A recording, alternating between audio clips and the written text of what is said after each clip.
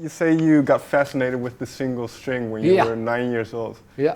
Do you remember that moment, or Yes. what happened? Yes, because the guitar was standing there, and you know, I wake up and the guitar is standing there, and I go there and I go bing, and go, you know, to the next note, and it was just like that's how it started, especially you know with the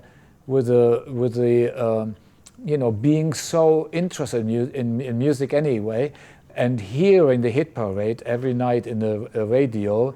And so it was, you know, even though there was a piano, there was a violin, there was cooking pots I would be drumming on, there was singing. I loved to do harmony singing, you know, since I was 3 years old maybe.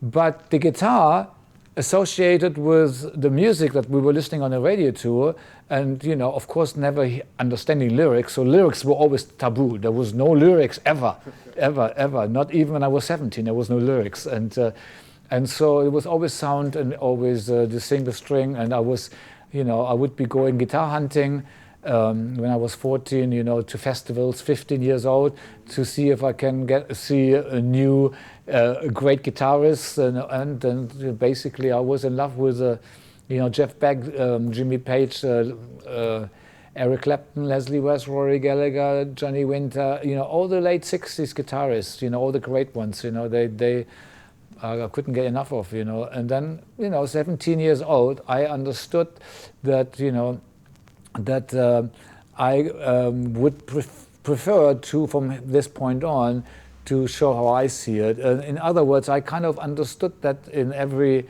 head there is a world, you know, and that world can be shared or closed. And so I will never know what's inside somebody's head unless they open up. And so, and whatever comes out is something unique, you know, and different.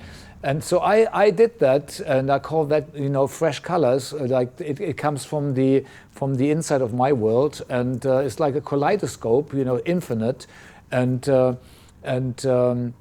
if you keep doing that, eventually, what you know is coming out of it over the years, you as a byproduct, you create your own style.